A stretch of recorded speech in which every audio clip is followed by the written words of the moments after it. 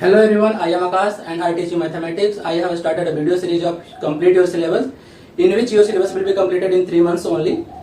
And this is our second video in which we will solve the questions of exercise 1.1. So let's get started with the first question. So हमारा first question क्या है? Using appropriate properties solve this equation. ठीक है, तो हम ये question को start कर रहे हैं यहाँ से. सबसे पहले हम यहाँ पे क्या देख रहे हैं कि यहाँ पे नंबर तो बहुत 5 नंबर है इसके अंदर, ठीक है, और इसके बीच में ऑपरेशन एक मल्टीप्लिकेशन है, यहाँ एडिशन है, सब्सट्रैक्शन है, मल्टीप्लिकेशन है. तो जैसा कि हम जानते हैं कि ऑपरेशन में अगर इस तरह के ऑपरेशन अलग अलग है तो उसमें मल्टीप्लिकेशन पहले होगा. अगर एडिशन और मल्टीप्लिकेशन है तो बोर्ड मास से. तो सबसे पहले क्या करेंगे, अगर इन दोनों टर्म्स के बीच में मल्टीप्लिकेशन है तो ये हमारा फर्स्ट टर्म हो जाएगा, ये हमारा सेकेंड टर्म होगा, और इन दोनों के बीच में फिर से मल्टीप्लिकेशन है तो ये हमारा एक थर्ड टर्म हो गया. तो सबसे पहले हम यहाँ पे एक चीज क्या देख रहे हैं,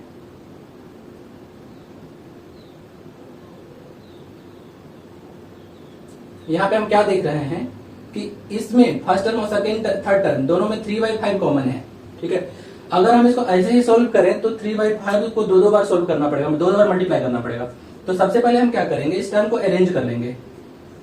-2/3 इंटू 3/5, फर्स्ट टर्म तो यही रह गया. उसके बाद ये जो थर्ड टर्म था इसको हम आगे लेके आ जाते हैं. क्यों लेके आ सकते हैं, क्योंकि कम्यूटेटिव लॉ हमारे पास है कि a + b को b + a के फॉर्म में लिख सकते हैं. ठीक है, तो इस टर्म को हम आगे लेके आ जाएंगे साइन के साथ, 3/5 इंटू 1/6. उसके बाद थर्ड टर्म 5/2 को प्लस हम बाद में लेके चले जाते हैं राइट साइड. अब हम क्या करेंगे, इन दोनों टर्म्स में हम क्या देख रहे हैं कि 3/5 दोनों में कॉमन है और एक माइनस का साइन भी दोनों में कॉमन है. तो -3/5 हम यहाँ से कॉमन ले लेते हैं. यहाँ पे हमने लॉ कौन सा लगाया, कम्यूटेटिव लॉ. ये क्वेश्चन में कह रहा है कि प्रॉपर्टी फॉलो करते हुए इसको सोल्व करना है, तो कम्यूटेटिव लॉ लगा के हमने इसको अरेंज कर दिया. उसके बाद यहाँ पे हम एसोसिएटिव लॉ लगा रहे हैं, क्योंकि यहाँ पे दोनों में सेम टर्म कॉमन है, तो सेम टर्म है तो हम उस सेम टर्म को बाहर निकाल ले रहे हैं. तो 3/5 इसमें भी 3/5 है, 3/5 इसमें भी माइनस के साथ बाहर लेके आ गए. अब यहाँ बच गया 2/3, यहाँ पर बच गया 1/6 प्लस 5/2 यहाँ बच गया. अब हम क्या देख रहे हैं, इसको हम सोल्व कर लेंगे. यहाँ पे हमने ये सोल्व क्या करते हैं, इससे कॉमन कैसे निकाला, डिस्ट्रीब्यूटिव लॉ लगा के. अब डिस्ट्रीब्यूटिव लॉ यहाँ पे कैसे है इसको समझो. डिस्ट्रीब्यूटिव लॉ क्या करता है, a into B plus C को हम a into B plus a into C लिख सकते हैं. ठीक है, तो यहाँ पे क्या है, ये टर्म हमारा यहाँ दिया हुआ है a into B a into C, तो इसलिए a को हम बाहर कर लिए जो कॉमन टर्म था, और b और c एडिशन में अंदर रह गया. ठीक है, अब क्या है, -3/5 इसको सोल्व कर लेंगे. 3/6 सोल्व करने के लिए आना चाहिए आप लोगों को. 3 × 6 2 × 4 प्लस 1, इस तरह से ये क्या हो गया, -3/5 इंटू 5/6 प्लस 5/2. यहाँ फिर से इन दोनों टर्म के बीच में मल्टीप्लिकेशन है, तो ये टर्म पहले सोल्व होगा. इसमें इसको सोल्व करेंगे तो क्या हमारे पास आ जाएगा, -1/2 प्लस 5/2. इसका रिजल्ट क्या हो गया, 4/2. आंसर हो गया 2. तो इस तरह से ये हमारा क्वेश्चन सोल्व हो गया. इसको सोल्व करने आना चाहिए कि ये सोल्व कैसे हो. 5 यहाँ पे कट जाता है, जिसको हम लोग काट के लिखते नहीं है. और 3 से 6 को काटते हैं, 3 × 2 = 6, इसलिए 2 नीचे रह गया, तो -1/2 यहाँ आ गया और प्लस 5/2. अगर किसी को ये सोल्व करना नहीं आता तो आप कमेंट में लिखना कि सोल्व करना नहीं आता, मैं इसके लिए सेपरेट वीडियो बना दूंगा. ठीक है, तो इस तरह से हमारा ये फर्स्ट क्वेश्चन हो गया. अब हम सेकंड क्वेश्चन की ओर चलते हैं. सेकंड क्वेश्चन हमारा क्या है, 2/5 इंटू -3/7 -1/6 इंटू 3/2 प्लस 1/14 इंटू 2/5. ये है हमारा सेकंड क्वेश्चन. इसमें हम लोग फिर से देख रहे हैं कि यहाँ पे मल्टीप्लिकेशन है, तो ये एक टर्म है, क्योंकि मल्टीप्लिकेशन का ऑपरेशन पहले होता है. इन दोनों टर्म के बीच में मल्टीप्लिकेशन है तो ये हमारा सेकंड टर्म हो जाएगा, और इन दोनों के बीच में भी मल्टीप्लिकेशन है तो हमारा ये थर्ड टर्म हो जाएगा. इस तरह से किसी भी इक्वेशन में जो देखने में भी कितना बड़ा लग रहा हो, कॉम्प्लिकेटेड लग रहा हो, उसको पहले टर्म्स में बांटना पता होना चाहिए कि किसको अलग रख सकते हैं. अब क्या करेंगे, इसमें फिर से कॉमन देखेंगे कुछ कॉमन है क्या, तो यहाँ भी 2/5 है और इस टर्म थर्ड टर्म में भी 2/5 है. तो इसको मल्टीप्लाई ऐसे ही करते रहेंगे, 2/5 दो बार मल्टीप्लाई करना पड़ेगा. तो इसलिए हम ऐसा नहीं करेंगे, पहले हम इसको रीअरेंज कर लेते हैं। तो फर्स्ट टर्म को तो ऐसे ही लिख लिया, उसके बाद जो थर्ड टर्म था इसको हम आगे लेके आ जाते हैं। थर्ड टर्म क्या था हमारा 1/14 इंटू 2/5, ये हमारा फर्स्ट टर्म, ये हमारा सेकेंड टर्म। थर्ड टर्म क्या है -1/6 इंटू 3/2। ओके, अब हम क्या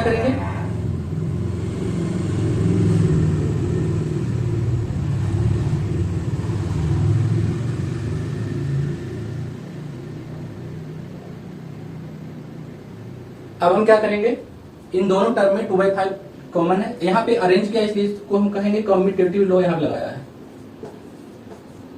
a into A plus B को b प्लस ए के फॉर्म में लिख सकते हैं, ये कम्यूटेटिव लॉ है। अब हम क्या करेंगे, इसमें डिस्ट्रीब्यूटिव लॉ लगा के इसको हम कॉमन निकाल लेंगे। डिस्ट्रीब्यूटिव लॉ में जैसा कि आप लोग अभी जस्ट हम लोग देख रहे थे, तो इसमें 2/5 है, इसमें भी 2/5 है, तो 2/5 को कॉमन कर लिया। अब क्या है, यहाँ बच गया -3/7, यहाँ बच गया 1/14 प्लस में, इधर क्या हो गया, इसको अगर हम काट लेते हैं तो -1/4 हो गया। काटते कैसे हैं आपको ये सोल्व करना आना चाहिए, ये सोल्व करके -1/4 आ रहा है। कैसे आता है ये अगर नहीं पता तो मैं एक बार बता देता हूँ। 1/6 इंटू 3/2 अगर कहीं लिखा है तो नीचे वाले को ऊपर वाले से हम काट सकते हैं। तो यहाँ 3 ऊपर में है, 3 1 जा 3, 3 2 जा 6, ठीक है, रफ में हम ये काम कर रहे हैं। अब क्या है, इसका रिजल्ट क्या होगा, ऊपर से बोल में नीचे 2 इंटू 2 4, इस तरह से इसको हम सोल्व करते हैं। अब इसको हम सोल्व करेंगे 2/5, ये भी सोल्व करना आना चाहिए। 14 इन दोनों का एलसीएम हो गया -6, 7 2 जा 14, 2 3 जा 6 प्लस 1 -1/4, 2/5 इंटू -5/14 -1/4। यहाँ पे फिर से इन दोनों टर्म्स के बीच में मल्टीप्लीकेशन है, तो पहले मल्टीप्लीकेशन इन दोनों के बीच में होगा, उसके बाद सब्सट्रैक्शन का काम होगा, ठीक है।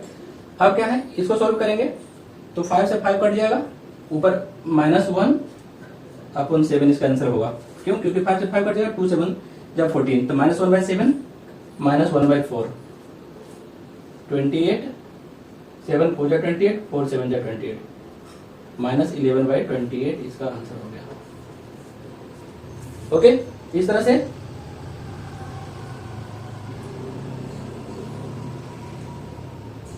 से सेकेंड क्वेश्चन हमारा सोल्व हो गया। अब हम चलते हैं, फर्स्ट का सेकेंड क्वेश्चन था ये, अब हम चलते हैं सेकेंड क्वेश्चन की ओर। क्वेश्चन नंबर 2, क्वेश्चन नंबर 2 में क्या है, क्वेश्चन नंबर 2 में है right the additive inverse of following. कुछ नंबर से उसका एडिटिव इनवर्स लिखना है। तो फर्स्ट नंबर क्या है 2/8, तो 2/8 का एडिटिव इनवर्स क्या होगा -2/8। क्यों, एडिटिव इनवर्स जब इसमें इसको ऐड करेंगे तो 0 हो जाएगा, number plus additive inverse equal to 0, इसको निगेटिव भी बोलते हैं, ठीक है। तो इस तरह से इसका ये हो गया। सेकेंड क्वेश्चन हमारा क्या है -5/9, तो -5/9 का एडिटिव इनवर्स 5/9, ये सब तो आसान क्वेश्चन है। Third question -6/-5। अब इसमें कुछ लोग गलती कर सकते हैं, कुछ लोग सोचेंगे कि -6 को +6 कर दिया और -5 को +5 कर दिया, तो ये हो गया गलत। ये कैसे हो गया गलत, -6/5 -6/-5 एक्चुअली ये नंबर है 6/5। ओके, क्यों, क्योंकि ये माइनस कट जाता है, नीचे ऊपर सेम नंबर है तो कट जाता है कभी भी, या सेम साइन है तो ये नंबर जब 6/5 है तो इसका एडिटिव इनवर्स या नेगेटिव क्या होगा -6/5, ये होगा इसका आंसर।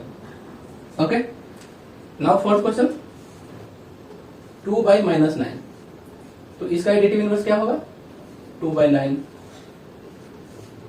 फिफ्थ क्वेश्चन क्या है 19/-6, 19/-6 का एडिटिव इनवर्स 19/6। इस तरह से ये हमारा सेकंड क्वेश्चन हो गया। अब हम चलते हैं थर्ड क्वेश्चन की ओर। थर्ड क्वेश्चन क्या कह रहा है, वेरीफाई -x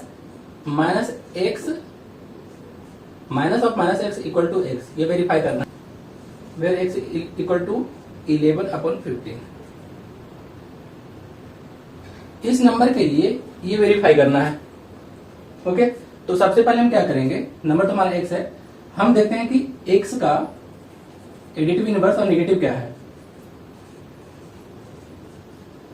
नेगेटिव ऑफ 11/15, ये क्या होगा -11/15। क्यों, बिकॉज 11/15 प्लस -11/15 इक्वल टू 0 ऐसा होता है। तो इसलिए हम नेगेटिव ऑफ 11/15 क्या होगा, -11/15, इसको इक्वेशन 1 मान लो। फिर हम नेगेटिव ऑफ -11/15 क्या होगा, 11/15। इसका भी लॉजिक यही है, सेकेंड इक्वेशन।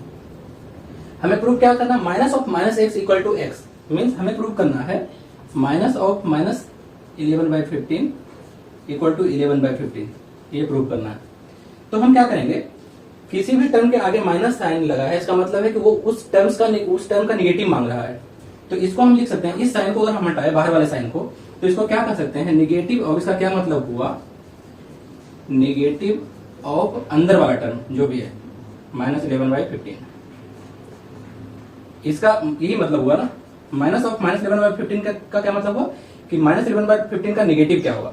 तो नेगेटिव ऑफ -11/15 हम लोग इक्वेशन 2 से क्या जानते हैं, 11/15 ही है, फ्रॉम इक्वेशन 2। और ये सोल्व हो के ये हुआ और ये इसका वैल्यू ये है, तो ये और ये सेम हो गया ना, इसलिए ये प्रूव हो गया।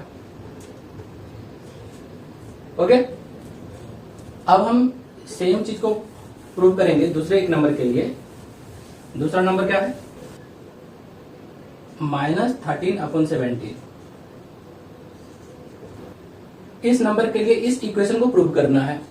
इस कहने का मतलब क्या हुआ, अगर जो हम इसको प्रूव करें, इसका मतलब क्या हो जाएगा, सबसे पहले ये माइनस हमें प्रूव क्या करना होगा, ये माइनस ये साइन, फिर ये साइन ये वाला माइनस, उसके बाद x की जगह पे -13/17 इक्वल टू x का वैल्यू क्या है, -13/17। हमें ये प्रूव करना है, इतना इक्वल टू इतना प्रूव करना है, हमें ये आना चाहिए। तो हम क्या करेंगे, सबसे पहले हम क्या निकालेंगे, सिंस 13/17 प्लस -13/17 इक्वल टू 0। ये दोनों टर्म को अगर हम ऐड करते तो वैल्यू 0 होगा। अगर इन दोनों टर्म को हम ऐड करते हैं तो वैल्यू 0 होगा दोनों में। इसका मतलब क्या हुआ, सो नेगेटिव ऑफ 13/17 क्या हो जाएगा, -13/17। इक्वेशन फर्स्ट, इस नंबर का नेगेटिव यह होगा। सिमिलरली नेगेटिव ऑफ -13/17 क्या होगा, 13/17 हो जाएगा, इक्वेशन 2। कोई दिक्कत। अब क्या है, ये तो हमारा रेफरेंस सिंस ये होता है, इसलिए एक रिजल्ट ये है, दूसरा रिजल्ट ये है हमारे पास, इक्वेशन 1 इक्वेशन 2। हमें प्रूव करना है ये इक्वल टू ये। राइट साइड को हम यही रहने देते हैं, लेफ्ट साइड को हम सॉल्व करके यहाँ तक पहुंचेंगे। तो अब क्या है, इस नंबर का क्या मतलब है, इस साइन का क्या मतलब है कि इस नंबर का निगेटिव, और इस साइन का क्या मतलब है, इस नंबर का निगेटिव। तो इस साइन को हम पहले रहने देते हैं। इसको हम क्या लिख सकते हैं, नेगेटिव ऑफ अंदर वाला टर्म,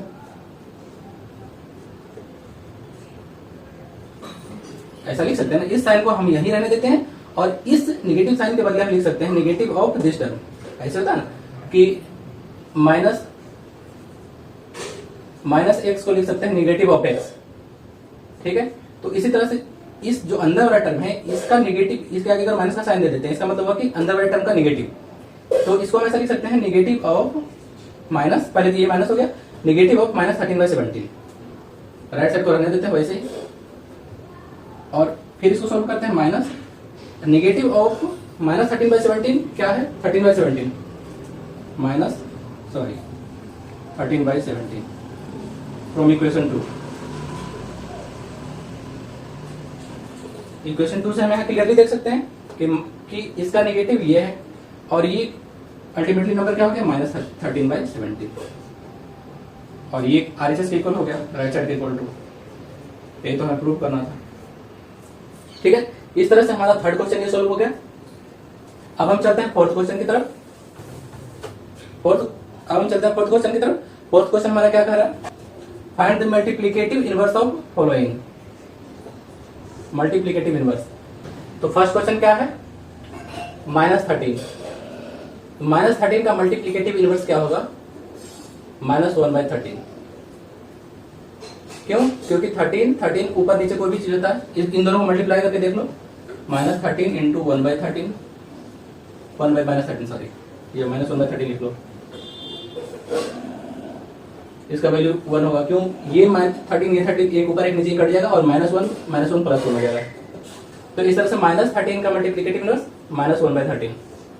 सेकेंड क्वेश्चन क्या है, -13/19, इसका मल्टीप्लिकेटिव इनवर्स क्या होगा, 19/13 माइनस। क्यों, क्योंकि इन दोनों को मल्टीप्लाई करने पे रिजल्ट 1 होगा। थर्ड क्वेश्चन हमारा क्या है, 1/5, 1/5 का मल्टीप्लिकेटिव इनवर्स 5।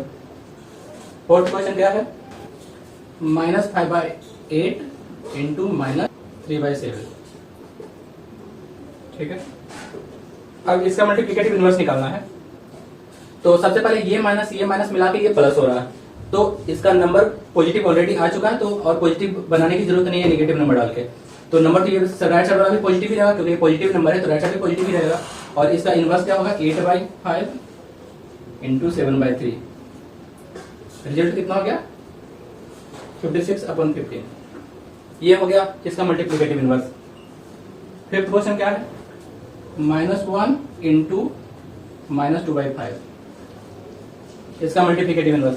तो -1 का मल्टीप्लिकेटिव इनवर्स अगर हम देखें तो ये -1 ही होगा। ठीक है, या तो दोनों का अलग अलग मल्टीप्लिकेटिव इनवर्स निकाल लो, उसके बाद मल्टीप्लाई कर दो, तभी रिजल्ट सेम आएगा। अदरवाइज ये -1 -2/5 को मल्टीप्लाई कर लो तो ये 2/5 अल्टीमेटली हो गया। अब इसका मल्टीप्लिकेटिव इनवर्स 5/2 हो जाएगा, कोई दिक्कत नहीं है। अब सिक्स क्वेश्चन क्या है, सिक्स क्वेश्चन है -1 का। -1 का मल्टीप्लिकेटिव इनवर्स -1 ही होगा। क्यों, क्योंकि ये वैसे नीचे जाएगा -1/1, लेकिन उसका वैल्यू तो सेम ही होता, 1 ही होगा ये। ठीक है, तो इस तरह से हमारा ये फोर्थ क्वेश्चन हो गया कंप्लीट। अब हम चलते हैं फिफ्थ क्वेश्चन की तरफ।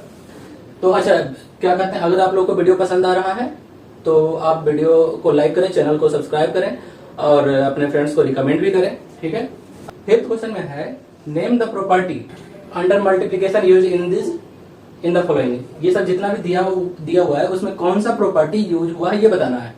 ठीक है, तो फर्स्ट क्वेश्चन में फर्स्ट में क्या देखें, -4/5 into 1 equal to 1 into -4/5 equal to -4/5, ऐसा लिखा हुआ फर्स्ट क्वेश्चन। इसको अगर हम a मान लें, इस टर्म को, इसको b मान लें, तो क्या है a इंटू बी, यहाँ क्या है b इंटू ए। तो ये कौन सा प्रॉपर्टी है, कम्यूटेटिव लॉ है, कम्यूटेटिव लॉ ऑफ मल्टीप्लिकेशन। ठीक है, सेकेंड क्वेश्चन क्या है, कम्यूटेटिविटी लिख सकते हैं, या तो commutative law under multiplication use है इसमें। सेकेंड क्वेश्चन में क्या है, -13/17 इंटू -2/7 इक्वल टू -2/7 इंटू -13/17। इसमें भी a into B equal to b into A है, तो ये भी same commutative law of multiplication इसमें भी यूज है। थर्ड क्वेश्चन में क्या है, -19/29 इंटू 29/-1 इक्वल टू 1। ये कौन सा प्रॉपर्टी है, ये नंबर का ये क्या है, रेसिप्रोकल है या एडिटिव इनवर्स है। तो इसको कौन सा ये कहेंगे, रेसिप्रोकल प्रॉपर्टी, रेसिप्रोकल है ये एक दूसरे का। इस तरह से हमारा फिफ्थ क्वेश्चन ये हो गया। अब हम चलते हैं सिक्स क्वेश्चन की तरफ। सिक्स क्वेश्चन हमारा क्या कह रहा है, सिक्स क्वेश्चन हमारा कह रहा है, multiply 6/13 by the reciprocal of -7/16। इसको इसके रेसिप्रोकल से मल्टीप्लाई करना है। तो सबसे पहले रेसिप्रोकल निकालेंगे, -7/16। इसका रेसिप्रोकल क्या होगा, -16/7। ये इसका रेसिप्रोकल होगा। अब क्या है, इस नंबर को मल्टीप्लाई करना है, 6/13 को मल्टीप्लाई करना है -16/7 से। इसका वैल्यू क्या हो गया, -96/91। तो इस तरह से हमारा ये फिफ्थ क्वेश्चन भी हो गया। तो इस तरह से हमारा ये सिक्स्थ क्वेश्चन हो गया। अब हम चलते हैं सेवंथ क्वेश्चन की तरफ।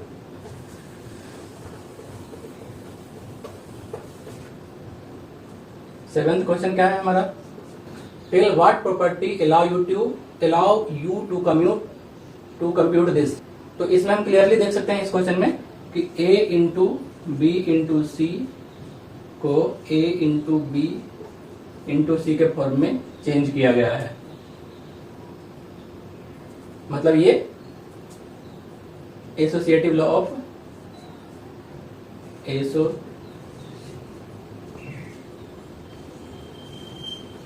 मल्टीप्लिकेशन यूज हुआ है यहाँ पे।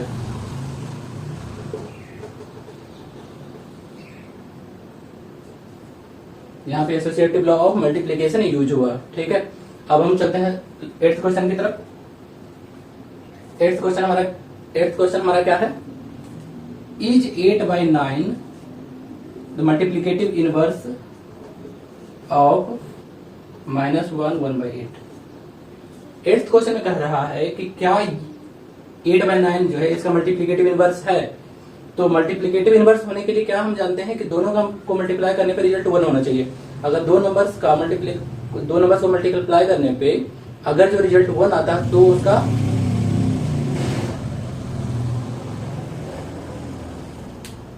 अगर दो नंबर्स को मल्टीप्लाई करने पे रिजल्ट 1 आता है तो वो उसका मल्टीप्लिकेटिव इनवर्स होता है। तो हम इन दोनों को मल्टीप्लाई करके देखते हैं। 8/9 इंटू, इसको जब हम सोल्व करेंगे 8 1 जा 8 प्लस 1 9/8 -9/8 ये नंबर है। इसको हम अगर जो सोल्व करते हैं तो रिजल्ट आएगा -1। इसको जब सोल्व करेंगे तो रिजल्ट -1 आएगा। तो रिजल्ट जब 1 होता है तब वो उसका मल्टीप्लिकेटिव इनवर्स होता है, रेसिप्रोकल होता है। लेकिन यहाँ तो मल्टीप्लिकेशन करने पे रिजल्ट -1 आ रहा है, इसलिए ये इसका मल्टीप्लिकेटिव इनवर्स नहीं है, ठीक है। क्यों? क्योंकि दोनों को मल्टीप्लाई करने पे रिजल्ट 1 नहीं -1 आ रहा है यहाँ पे। अब हम चलते हैं नेक्स्ट क्वेश्चन की ओर। नाइन्थ क्वेश्चन क्या है,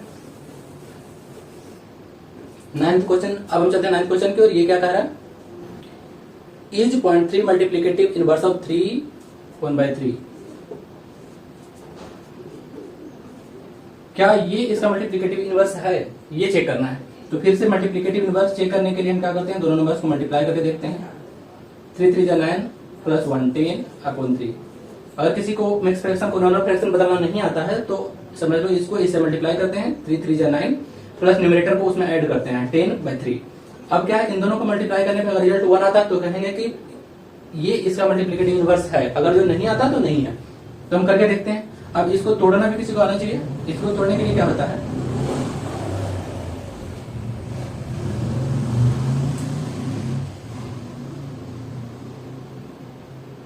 अब इसको सोल्व करना भी आना चाहिए। अगर जो डायरेक्ट किसी को सोल्व करना जादू से आता है तो आप जादू से सोल्व कर सकते हैं। अदरवाइज सोल्व करने का प्रोसेस ये है, इसको काटने के बाद इस डेसिमल के बदले 1 डालते हैं, इसके बाद जितना भी नंबर है उतना 0 डालते हैं। तो ये हो गया 3/10 10/3। अभी ये काट देंगे तो वैल्यू इसका 1 आ जाएगा, ठीक है। इसको भी काटा यहाँ भी नहीं जाता, लेकिन अगर जो हम रफ में देखें तो इसको इससे काट सकते हैं। न्यूमरेटर को डिनोमिनेटर के साथ काट सकते हैं। तो रिजल्ट अल्टीमेटली हमारे पास 1 आ रहा है। तो हम क्या कर सकते हैं कि ये इसका मल्टीप्लिकेटिव इनवर्स है। इसका रिजल्ट ये हो गया। अब हम चलते हैं नेक्स्ट क्वेश्चन की ओर। तो हमारा नेक्स्ट क्वेश्चन क्या है, 10th क्वेश्चन में हमारे पास 3 क्वेश्चन है। फर्स्ट क्वेश्चन क्या है, ऐसा कौन सा नंबर जिसका कोई रेसिप्रोकल नहीं है। तो किस नंबर का रेसिप्रोकल नहीं है, तो वैसा सिर्फ एक नंबर है 0। 0 का कोई रेसिप्रोकल नहीं है। क्यों? क्योंकि अगर जो हम 3 का रेसिप्रोकल की बात करें तो 1/3 होता है। तो 0 का रेसिप्रोकल अगर हम करें तो ये 1/0 होना चाहिए, लेकिन 1/0 तो अनडिफाइन हो जाता है। इसलिए इस 0 का कोई रेसिप्रोकल नहीं है। तो फर्स्ट क्वेश्चन का आंसर हो गया 0, जिसका कोई रेसिप्रोकल नहीं है।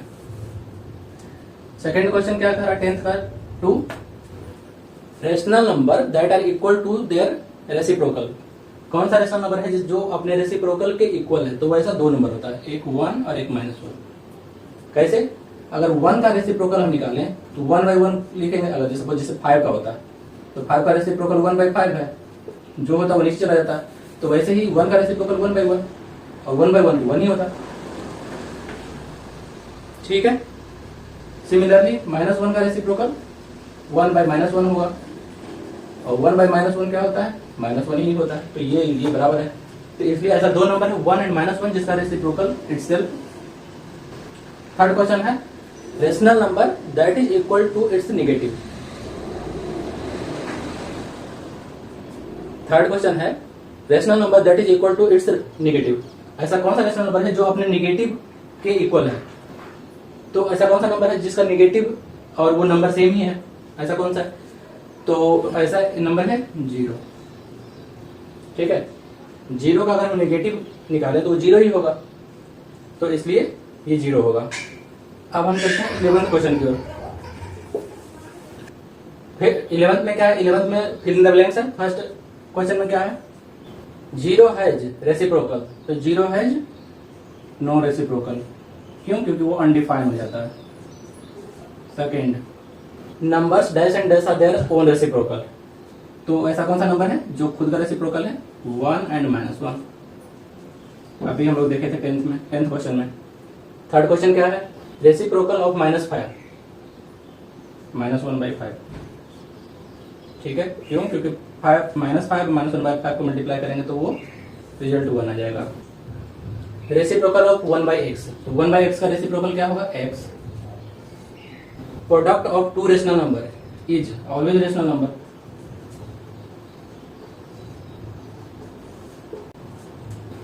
Reciprocal of a positive rational number, ये भी पॉजिटिव ही होगा।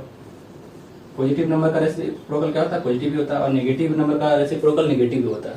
ठीक है, क्यों? क्योंकि नेगेटिव इंटू नेगेटिव पॉजिटिव होगा और रिजल्ट हमें 1 चाहिए होता। इस तरह से हम लोगों ने ये इस चैप्टर का सारा क्वेश्चन कर लिया है, और ये हमारा सेकंड लेक्चर था। और थर्ड लेक्चर में हम कुछ इंट्रोडक्शन होगा हमारा, जिसमें हम लोग ये सीखेंगे कि दो रेशनल नंबर के बीच में और भी रेशनल नंबर निकालना हो तो वो कैसे निकालते हैं, वो हम लोग थर्ड लेक्चर में देखेंगे। और फोर्थ लेक्चर, और फिर उसको नंबर लाइन पर रिप्रेजेंट कैसे करते हैं, और फोर्थ लेक्चर में हम एक्सरसाइज 1.2 सोल्व करेंगे। इस तरह से 4 लेक्चर में हमारा रेशनल नंबर कंप्लीट हो जाएगा। उसके बाद हम नेक्स्ट चैप्टर स्टार्ट करेंगे। इस तरह से ये कंप्लीट सिलेबस का कंप्लीट सीरीज चलता रहेगा, और आप लोग लेक्चर सारे वीडियो को देखते रहिए, कुछ क्वेश्चन सॉल्व करते रहें, और इस तरह से आपका मैथ स्ट्रांग हो जाएगा धीरे धीरे। ठीक है, और आप चैनल को सब्सक्राइब करें, लाइक करें, लोगों को रिकमेंड करें। Thank you.